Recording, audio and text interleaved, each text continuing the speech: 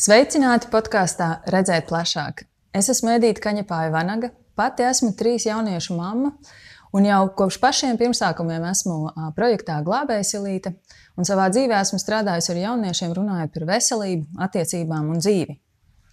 Podkāsts Redzēt plašāk nav par Glābējsilīti, bet tas ir par to, kā ieraudzīt, ja kādam ir grūti, kā palīdzēt, lai cilvēks nenonāktu līdz izšķirošiem lēmumiem, kā piemēram bērna atstāšana. Mēs runāsim par dzīvi, par tās grūtajiem brīžiem un kā viens otram mēs varam palīdzēt. Šodien mēs runāsim par veselību, to skaitā par seksuālo un reproduktīvo veselību un par to, kādas būtu pamatzināšanas, kam būtu jābūt mums pašiem par sevi. Jo tā ir vislielākā dāvana, kas mums ir dota – vesels ķermenis, un par to ir jārūpējās. Ja mēs padomājam par Glābējsilīti, tad ir bijis gadījums, kad Glābējsilītei ir ievietots bērniņš, kad mamma ir pavisam nepilngadīga meitene. Un mēs redzam, ka tās ir sekas tam, ka cilvēkam nav bijusi pietiekama informācija par to, kā izsargāties par savu seksuālo reproduktīvo veselību. Mēs zinām, ka Glābējsilītei ir ievietots arī bērniņš, kad vecākiem ir bijušas ļoti smagas veselības problēmas pašiem. Un par to, kā mēs varam par sevi parūpēties, vēl vairāk būt zinošāki un atbildīgāki, es esmu aicinājusi uz sarunu ģimenes ārsti Rūtu Plaudi-Dedeli. Labdien! Labdien, Rūta! Es gribētu fokusēties uz jauniešiem šodien. Kas būtu tie veselības aspekti, par kuriem noteikti vajadzētu padomāt katram jaunietim? Kaut mēs zinām, ka viņiem liekas, ka iespējams viņiem nav jādomā ne par ko, jo viņiem ir veselība iedot tāpat kā dāvana, bet tajā pašā laikā, kas būtu tie aspekti, par ko ir jādomā? Jā. Tātad, par cik ikdienā esmu diezgan ciešā saskarē ar jauniešiem un tieši šo te mūsu mērķa auditoriju, tātad pusaudžu vecums, kas jau pats par sevi ir ļoti komplicēts posms, ne tikai fiziski, bet arī emocionāli. Tad, jā, pastāv šāds te bravūrīgs nedaudz viedoklis, kad es taču esmu spēcīgs un vesels un man ne par ko nav īsti jādomā un ir šī te vēlme eksperimentēt un pamēģināt. Bet jāsaka, ka kopumā tā tendence mainās un to ir ļoti prieks redzēt un dzirdēt, kā ja kādreiz 90. Bija stilīgi iekļauties kādās konkrētās sociālās grupās, pielietojot vai veicinot kādus kaitīgos paradumus, tad tagad ir tas nedaudz mazinājies. Bet tās galvenās lietas, viņas būtībā ir tieši tādas pašas kā jebkuram cilvēkam, jebkurā vecuma posmā. Tātad tas ir veselīgs uzturs. Šeit jo krāsaināk, jo labāk. Tās ir fiziskas aktivitātes, tā ir miega higiēna. Par miegu var nedaudz tādu nelielu komentāru sniegt, ka pusaudžu vecumā noteikti ir zināms šādas īpatnības, ka vēl iet gulēt, agri ir jāceļās. Mūsu izglītības sistēma nav pielāgota tieši pusaudžu cirkadiānam ritmam, bet liela daļa pusaudžu ir pakļauti šim te faktoram, ka ir grūti vakarā ātri aiziet gulēt, iemigt tajos 9-10, lai būtu normāls miega režīms, ceļoties 6 no rīta atkal uz skolu. Plusā visam mēs, protams, ka zinām, ka papildus mūsu obligātajai izglītības sistēmai ir arī interešu izglītība, ir futboli, ir basketboli, ir muzikas skolas, mākslas skolas, kas aizņem vēl šo te visu atlikušo laiku. Nu, tad kur tad tas pusaudzis, lai liekās tajās kaut kādās lietās, kas viņam tiešām patīk, tiešām interesē, padarīt kaut ko ar draugiem kopā. Nu, skaidrs, ka interešu izglītība lielākajā daļā gadījumā interesē, bet ir vēl tās papildus lietas. Ne? Un tad tas viss noved pie tāda aburtā loka, cilvēks ir noguris, attiecīgi parasti primāri cieš skola, nevis treniņi, lai cik tas absurdi neliktos. Nu, tad šajā gadījumā tā ir viena no tāda liels tāds trekns punkts, kur es ieteiktu pievērst uzmanību tieši šis te miega režīms un tā noslogotība, jo dažkārt ne tikai vecāki, ne tikai pedagogi, bet arī paši jaunieši no sevis ļoti daudz prasa. Ja, es visu darīšu, un kaut kas no tā cieš. Nu, tad ir vērts šajā situācijā nedaudz apsēsties un izvērtēt ar sev tuvu stāvošu cilvēku, vai tas ir, nezinu, brālis, māsa, mamma, tētis, vecākā draudzene vai attiecīgi kāds vienkārši aizbildnis, kas ir tuvu emocionāli cilvēks izrunāties, ko mēs tajā visā varam mainīt, jo šis ir baigais pamats visam nākošajam. Ja mēs neguļam kārtīgi un mūsu ritms ir ikdienā pietiekami noslogots, tad gribot, negribot, cieši arī mūsu uzturparadumi. Tā tas vienkārši ir. Ja mēs brokastis labi iepēdam, mēs skrienam uz skolu, tad tur ir kaut kāds garais starpbrīdis, tur bulciņas, kūciņas, ne visi ēd kārtīgi. Protams, ka ir noteikti jauniešu grupa un šie arī sportisti, kas ir profesionālā ievirzē, tad viņi piedomā pie tā, lai tur būtu tas pareizā šķīvi saturs un tā, bet lielākajā daļā gadījumu tas ieiet atkal tādā ritenī, ka tu visu laiku par īņķi. Un tas savukārt atkal mazina imūnās aizsardzības spējas, vispārēji ietekmē veselību, triggerē tādu emocionālu labilitāti, tu kļūsti tāds nervozāks, varbūt nevisai adekvāti reaģē uz situācijām, kurās citā normālā stāvoklī tu varbūt neuzvilktos vai nekonfliktētu. Ja? Un tad tās ir tās galvenās lietas, kas īstenībā ir pavisam pašsaprotamas, bet mums kā pieaugušiem jau grūti ir ar šo tikt galā. Tad kā vēl pusaudzim ar šo tikt galā? Līdz ar to katram pusaudzim, katram cilvēkam būtu jābūt vai jāatrod tā sava atbalsta persona. Vienalga, kas, kā es iepriekš minēju, ja, tas ir ģimenes loceklis, aizbildnis vai kāds, ar kuru spētu mierīgi apsēsties, pārunāt. Un tad jau, protams, kā pieslēdzos es ar savas profesijas pārstāvis, noteikti, ka ģimenes ārstam būtu jābūt pirmajam vai tam cilvēkam, pie kura šis jaunietis varētu vērsties ar jautājumiem. Lielā daļā gadījumā tā arī notiek, un tā tam vajadzētu būt. Nevēl tā ir primārā veselības aprūpe, tas ir pirmais solītis. Tad mēs attiecīgi varam izrunāt visu, kas ir nepieciešams. Varam izrunāt visus šos te klupšanas akmeņus, varam izrunāt kaut kādas citas interesējošas tēmas, bet šis ir vesels atsevišķs pilnīgi stāsts par tiem galvenajiem veselības aspektiem, bet būtībā režīms, miegs, laime, saule un veselīgs uzturs. Jo droši vien, ja ir pietiekams ūdens, ja ir krāsains šķīvis un ja ir fiziskās aktivitātes, tas var palīdzēt tikt cauri tai lielai slodzei, kas ir skolā. Jā, viennozīmīgi. Tas var palīdzēt arī imūnsistēmai turēties tam visam pretī un vienkārši justies labāk, vai ne? Jā, jo pirmām kārtām ūdens. Mēs esam ūdens, ja, lielā procentu sastāvdaļa mums ir ūdens. Krāsainība, katrai krāsai ir savs antioksidants, savas vielas, kas mūsu organismā ir nepieciešams. Līdz ar to nav nepieciešams aptiekas klāsts, bet vienkārši krāsas. Attiecīgi, ja mums organismam ir resursi, ar ko strādāt, tad mums ir resursi tikt galā ar esošo situāciju. Šobrīd es tev gribu jautāt mazliet par praktisko. Yeah. Ja es esmu jaunietis, vidusskolēns, kādus jautājumus par seksuālo reproduktīvo veselību es varu uzdot savam ģimenes ārstam? Kurš ir tas laiks, kad man būtu jādodās pie ginekologa, ja es esmu meitene, vai kurš ir tas laiks, kad man vajadzētu iet pie urologa, ja es esmu puisis? Tātad, savam ģimenes ārstam var jautāt visu. Savam ģimenes ārstam var jautāt sākot ar vai man ir nepieciešams kāds papildu uzturvielas šajā attīstības posmā.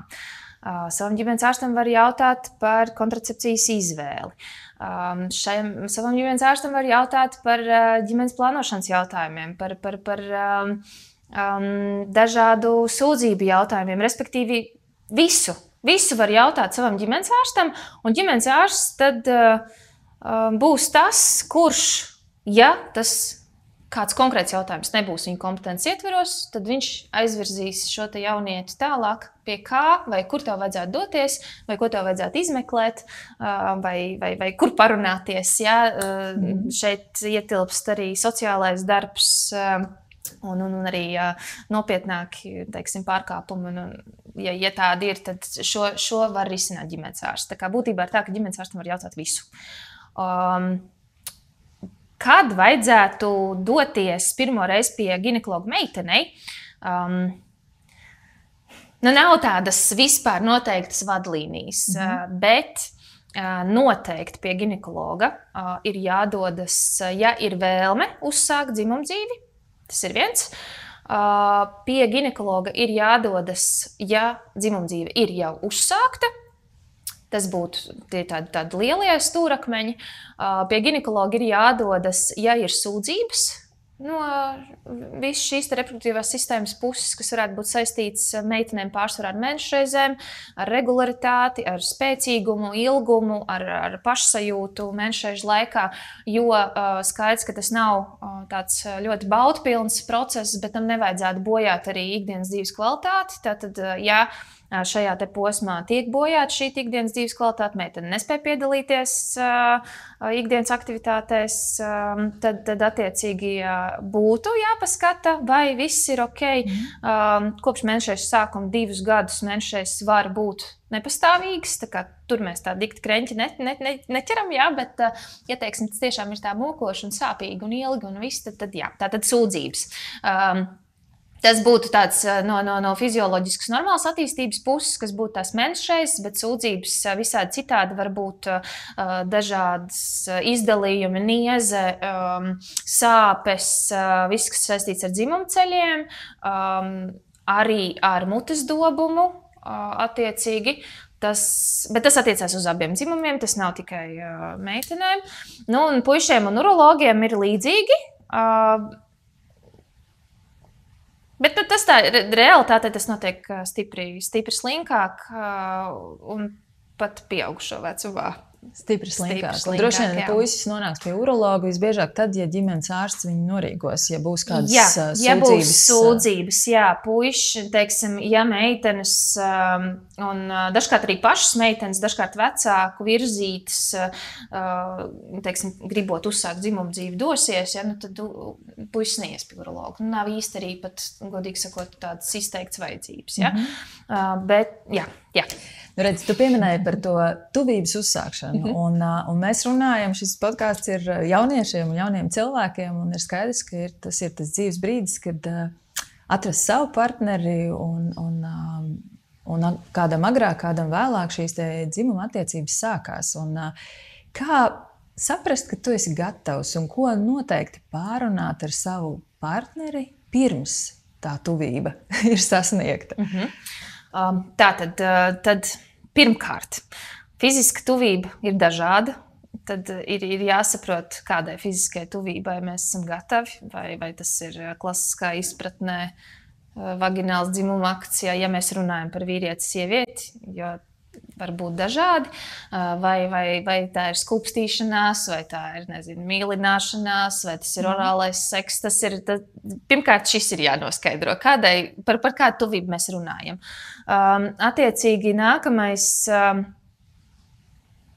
nekad nekas nebūs kā filmās un erotiski rakstura materiālos, ko jaunieši ļoti aktīvi izmanto savā izzināšanas procesā. Un ir jāsaprot, ka ikdienas fiziskas tuvības attiecības, viņas var būt neveiklas, viņas var būt smieklīgas, viņas var nesanākt viss kā gribās, vai kā plānots, vai kā tu esi izdomājis savā tajā galvā, ka ir jāpieņem, ka tas ir normāli. Tev nav jākautrējās vai jākaunās par kaut ko, ja ir izlemts par šīs tuvības uzsākšanu. Bet tā gatavība, tā ir tāda iekšēja sajūta, ka tu vari pateikt, jā, un tev nav iekšēji šī pretreakcija, kad liekas, ka tomēr īsti kaut kas nav kā vajag. Ja tomēr īsti ir šī sajūta, ka liekas, ka īsti tā kā kaut nedaudz ir šī šauba, tad nē. Ir jābūt tādai pilnīgai pārliecībai par sevi, par savu partneri. bet vienmēr ir jāatcerās, ka mēs sargājam sevi. Šajā aspektā neviens cits nepadomās par tevi. Vienmēr ir jāsargā sevi, jādomā par sevi, un, attiecīgi, ja katrs to darīs, tad izcili. Ar partneri pirms tam, protams, ka būtu jāpārunā, tātad, vai mēs esam abi gatavi, bez piekrišanas absolūtas. Ne gluži rakstisks, bet mutisks, nekas tāds nedrīkst notikt.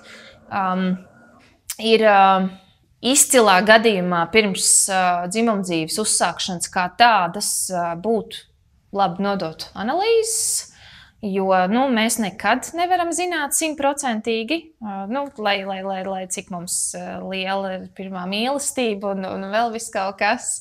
Tad es uzreiz jautāšu, kādas analīzes un kur? Jā, tātad šis arī ir veicams ar ģimenes ārsta nosūtījumu. Tās būtu seksuāli transmisīvo slimību analīzes, kuras kādreiz meitenēm tad kādreiz bija izstriepe no vagīnas, savukārt puišiem tas bija izstriepe no urīna izvada kanāla, kas ir stipri nepatīkami un aizņem laiku, un jaunietis noteikti mazāks procentuāli iespējamība, ka viņš aizdosies līdz šiem te speciālistiem un veiks šo te nedaudz invazīvo procedūru. Šobrīd ir pieejams vienkārši urīna paraugā šīs STS panelis. Līdz 24 gadu vecumam viņu apmaksā valsts ar norīkojumu. Ja? Tā kā tāds iespēja pastāv. Šeit tiek tādas galvenās ejošākās seksuāli transmisīvās slimības noteiktas. Ja mēs runājam par jau imūndeficītu, kas, teiksim, ir HIVs, tad to nosaka asinīs, tās ir asins analīzes. Savukārt otra tāda nopietnās seksuāli transmisīvas slimība ir sifilis, un to arī nosaka asinīs. Bet, es teiktu, ka urīna paraugs pilnīgi absolūti Jau būs. Jā, tas būtu tāds izcilais scenārijs, ka partneris savstarpēji izrunājas, vienojas, nodod analīzes, sagaida rezultātus un pilnīgi mierīgi tātad uzsāk šo te dzimumdzīvi. Tad tas nākamais jautājums būs tas, tajā brīdī, kad mēs uzsākam dzimumdzīvi, mums vienmēr ir iespēja kļūt par vecākiem. Un kas būtu tā kontracepcija, kas ir jauniešiem vispiemērotākā? Jā. Barjeru metodas. Tātad prezervatīvs ir vispiemērotākā kontracepcijas metode jauniešiem. Tas ir absolūti viennozīmīgi, jo prezervatīvu lietošana, vīriešu prezervatīvu lietošana, jo ir arī sieviešu prezervatīvi, bet viņus ir pietiekami grūti lietot, lai jaunietis varētu viņu tiešām kompetenti ievietot un tā. Tātad vīriešu prezervatīvu lietošana, jo viņi pasargā arī no seksuāli transmisīvām slimībām. Pārējās kontracepcijas metodas, viss, kas ir pieejams, nepasargā no seksuāli transmisīvām slimībām, bet ir jāņem vērā, ka prezervatīvs kā tāds arī nav 100%. Citreiz ir tā, ka kā nav 100%, tas jābūt ir 100%. Nē, tā nav. Nekas šajā pasaulē nav 100%. Tāpēc principā ir tā, ka tādā pusauģu vecumā, ja ir izlemts, ka šo dzimumdzīvi uzsāks, tad parasti rekomendē dubulto kontracepciju. Tātad meitene lieto perorālu kontracepciju tabletes, un tad vēl papildus ir šis te prezervatīvs. Un šeit nāktos atkal atgādināt, ka katram ir jāpadomā par sevi. Šeit kopējas fiziskas tuvības laikā nebūs tā, ka viens ir atbildīgs par šo te procesu, abi ir atbildīgi, tātad abi divi iesaistās šīs te kontracepcijas lietošanā. Ir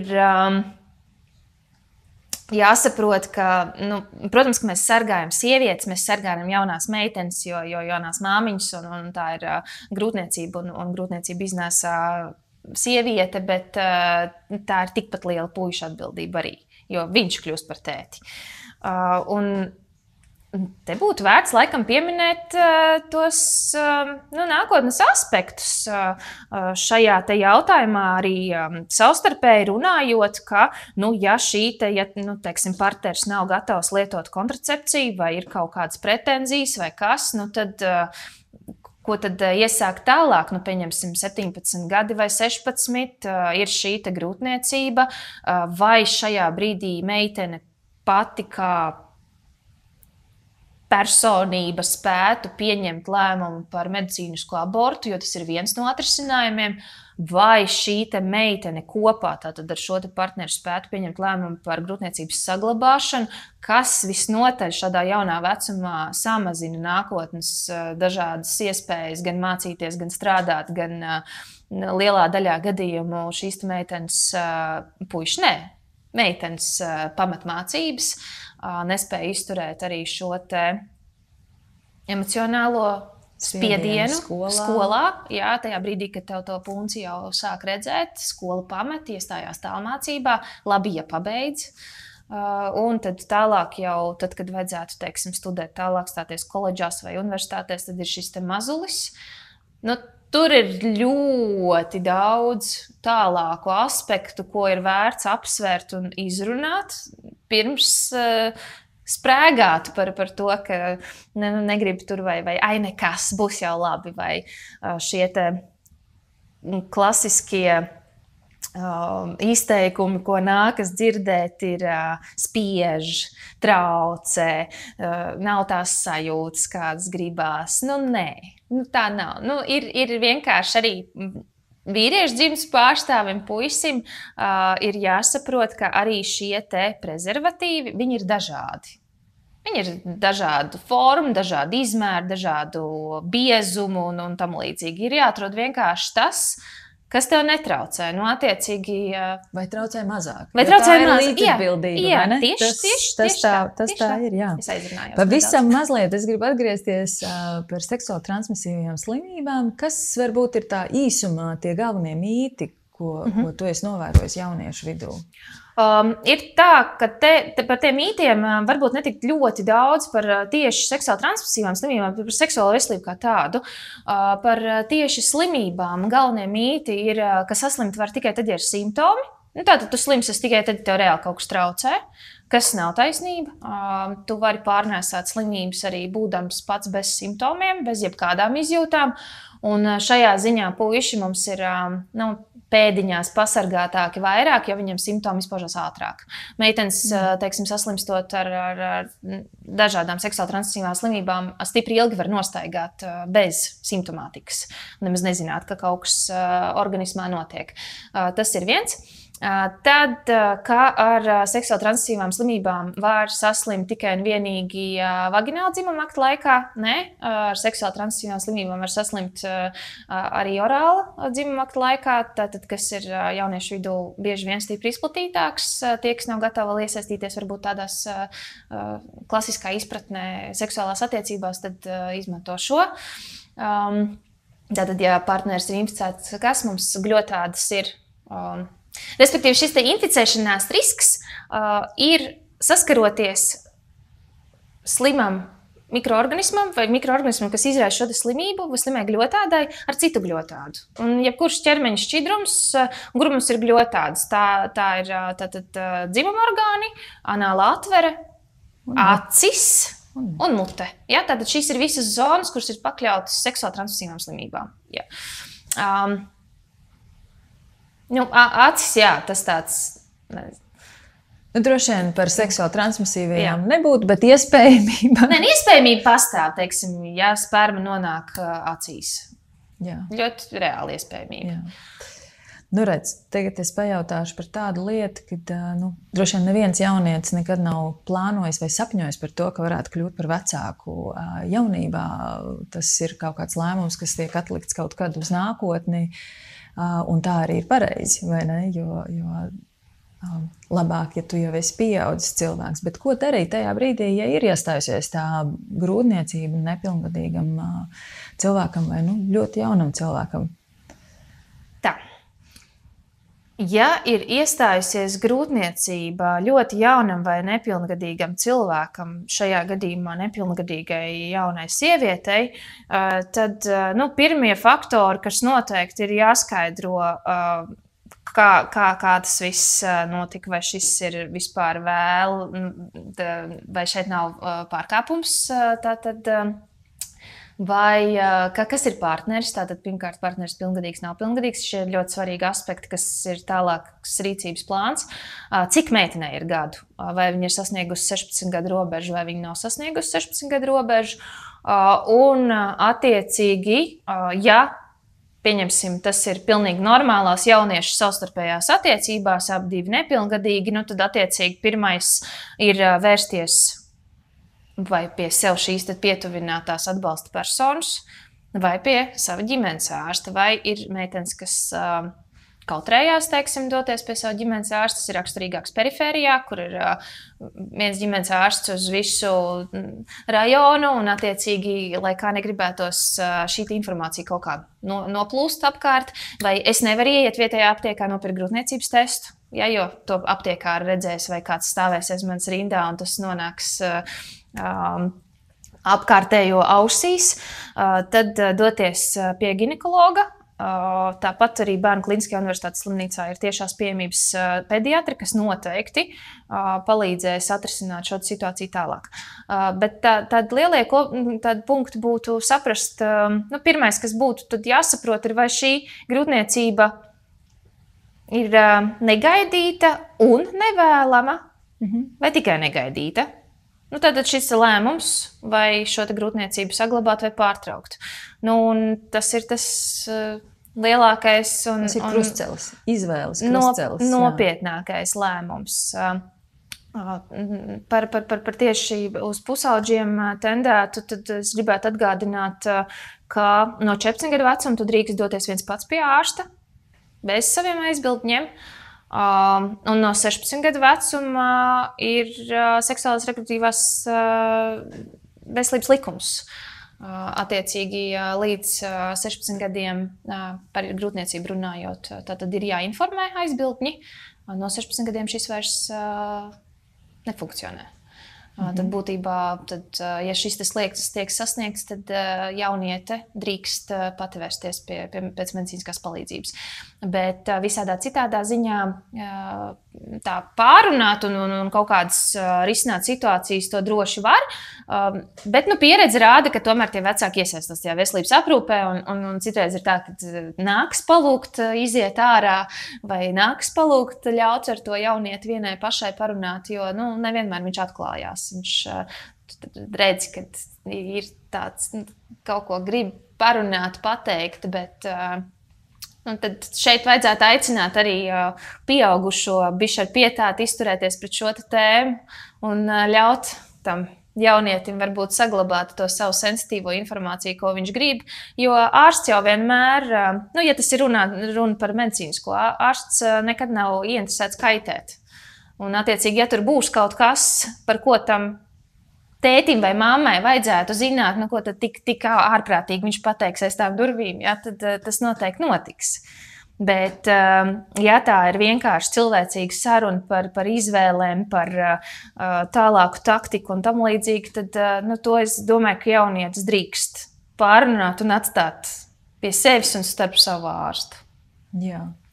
Un Rūta, saki, ja tev noslēgumā vajadzētu pateikt kādu vienu teikumu vai divus, ko tu ceri, ka katrs, kas klausījās, paņem sev līdzi no šīs sarunas, kas tas būtu?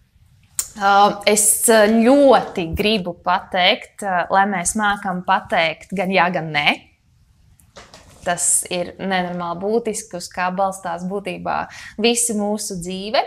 Un es gribētu pateikt, lai vienmēr pret otru tu izturies tā, kā gribētu, lai izturās pret tevi. Neatkarīgi no situācijas. Tas būtu man tāds lielais vēlējums. Paldies, Rūta. Un atceries, vienmēr meklē informāciju, vienmēr jautā, un es tev novēlu atrast savu uzticības personu, savu ģimenes ārstu, ar kuru tu vari runāt un uzdot tos jautājumus, kas tev interesē par veselību, par seksuālo, par reproduktīvo veselību, jo tā ir daļa no tavas kopējās veselības, un tā nav atšķirama. Par to nevajag kautrēties, par to vajag runāt. Tiešām paldies, ka tu klausījies, un es aicinu tevi noskanēt QR kodu šīs podkāstu sērijas noslēgumā un aizpildīt īsu aptauju, lai mēs saprastu, kas tev bija vērtīgs un noderīgs no tā, ko tu dzirdēji. Paldies tev un uz tikšanos nākamajā podkāstā. Redzēt plašāk!